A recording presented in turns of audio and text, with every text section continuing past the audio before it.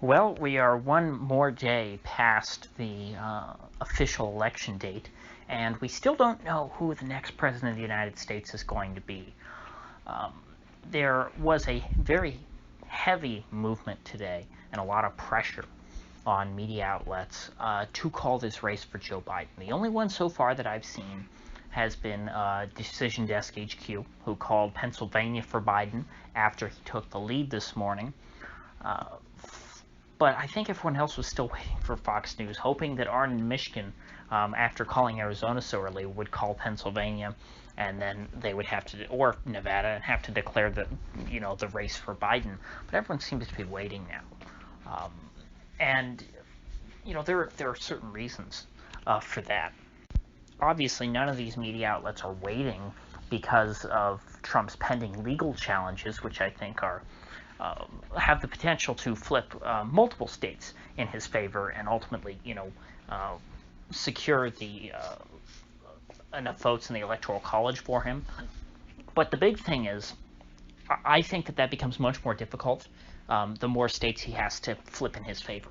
So yes, could he through legal challenges, even if all the states that are not called as of right now are called in favor of Joe Biden, could Trump still get to 270 through all of his legal challenges? Yes, because his legal challenges are going to apply to all of these states because we see the same irregularities there. So if it works in one state, it's going to work in another state. But again, I don't think that that's a very good scenario for him. Obviously, the best case scenario for Trump would have been for him to win on election night without having to resort to any legal challenges. Now, of course, they still should have challenged these things in court if they thought that there was any sort of impropriety to make sure that the real vote count that went down in the history books was accurate.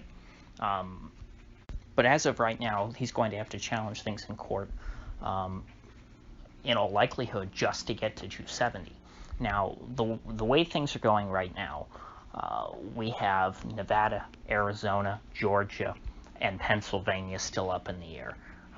Now, like I said, Decision Desk HQ, they called Pennsylvania for Biden, definitely not for Trump. But MSNBC, interestingly enough, Steve Kornacki of NBC News, is saying that it is definitely still too close to call in Pennsylvania, because even though Joe Biden is up about 13,000 votes as of now, he overtook Trump this morning, there are still, quite a few ballots outstanding.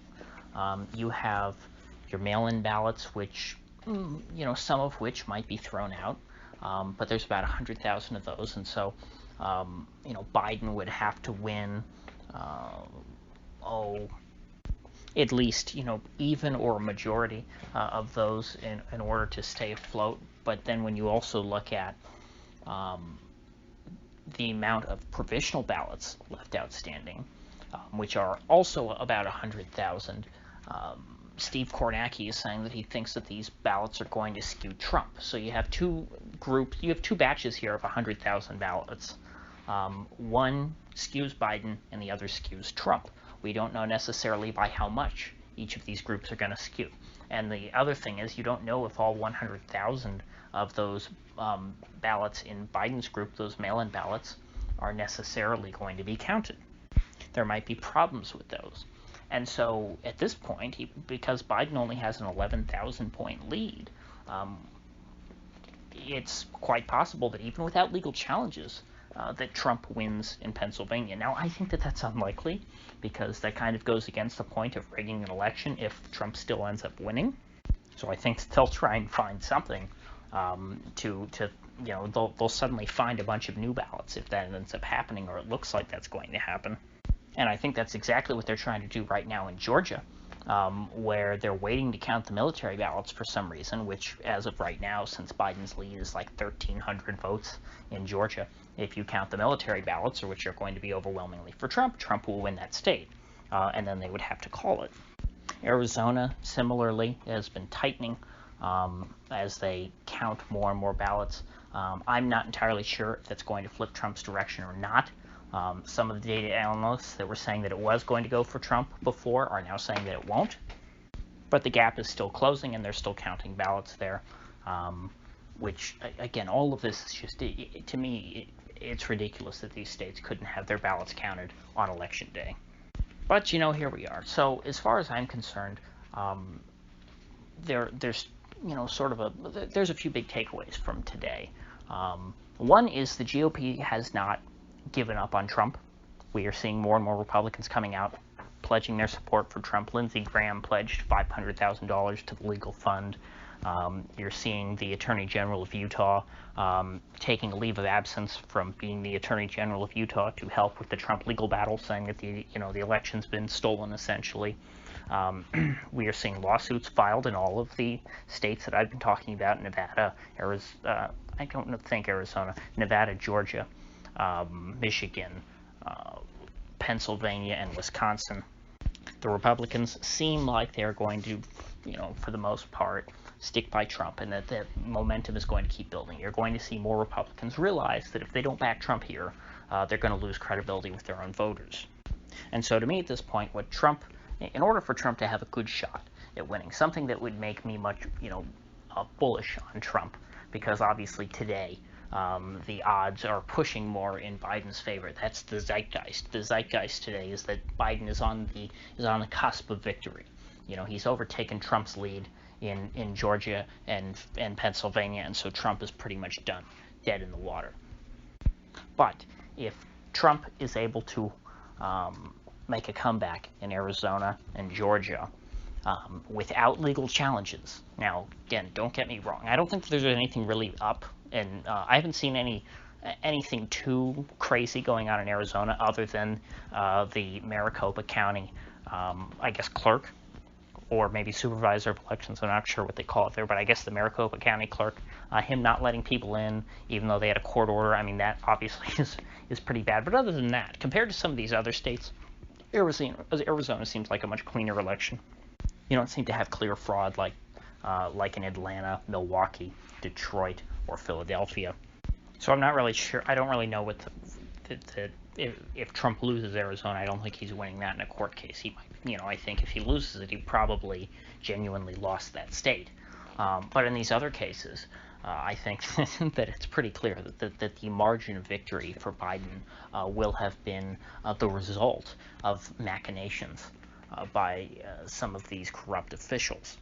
But to me, for Trump to have a really good shot, for him to have wind at his back, and to reinvigorate some momentum into his campaign, I think that he needs to win Arizona and Georgia without having to challenge things. That to me is what I would be waiting for. I mean, at least one of the two at this point. He needs to come up with a win, so that they don't have to stretch themselves so thin, so that they can focus on one legal battle to be the tipping point. Back in 2000, the only state that was really in contention was Florida. That's what Gore was trying to flip. And even if we have close races in a bunch of these states, and Trump, credibly can challenge in a bunch of them and try and flip them his way, I just feel like that's a much harder path than if you only have to flip one. And of course, if Trump is able to make a comeback in Arizona and Georgia on his own, then he doesn't need to flip more than one state, and he can, cast a wide net, bring legal challenges in a bunch of states. And even if he only wins one, let's say he challenges in Wisconsin, Michigan, and Pennsylvania. Let's say he loses in Michigan and Pennsylvania, or he wins in Michigan, and it's not enough to put to give him the win, but it just tightens the gap between him and Biden. As long as he wins Wisconsin, he'll be at 269, which is not an amazing thing. It's not a majority. It would still be thrown to the House, but he's still alive then. Biden is not going to be the president at that point. And so, Trump has a narrow path, but he's clearly not dead, and he's not going to quit fighting. He's not going to lay down and die like Richard Nixon in 1960. And so hopefully, by the time tomorrow rolls around, although at the rate we're going, I doubt it, I would like to be able to say with some confidence that Trump has won Arizona and Georgia. Now, Georgia's already going to a recount. We know that. But, we want to make, I want to see that Trump has pulled back ahead before the recount. Because if not, he's going to have to do he's going to have to heavily contest it in the way that, and some people have brought this up, the way that Jill Stein contested Wisconsin, Michigan, and Pennsylvania. I think she tried to do recounts on all three of those, and they didn't just do simple machine recounts where you run when you run the ballots back through the Scantron, which that's what we did here in Florida in 2018. There's not really a whole lot going on there. What you want to do is like a full canvassing, to where you're going over every ballot and making sure that it was filled out correctly, that it should be counted, and then you run it through the machine and count them. That's how you catch ballots that shouldn't be there.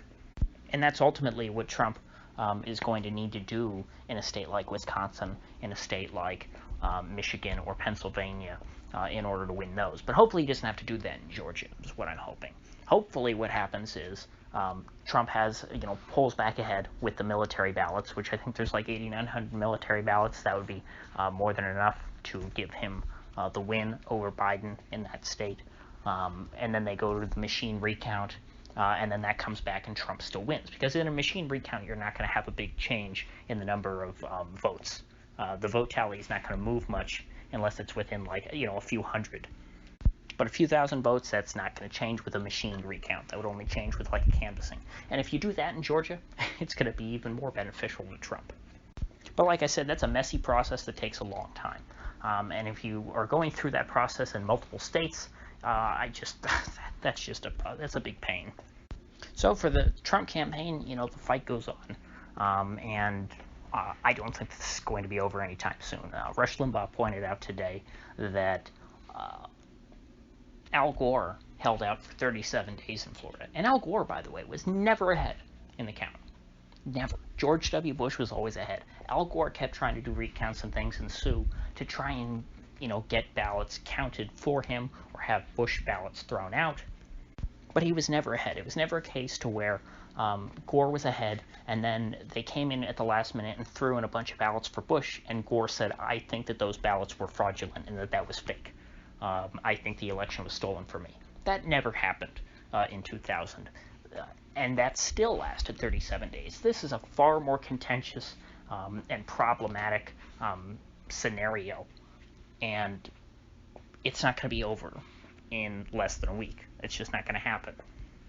People should not be expecting Trump to concede anytime soon.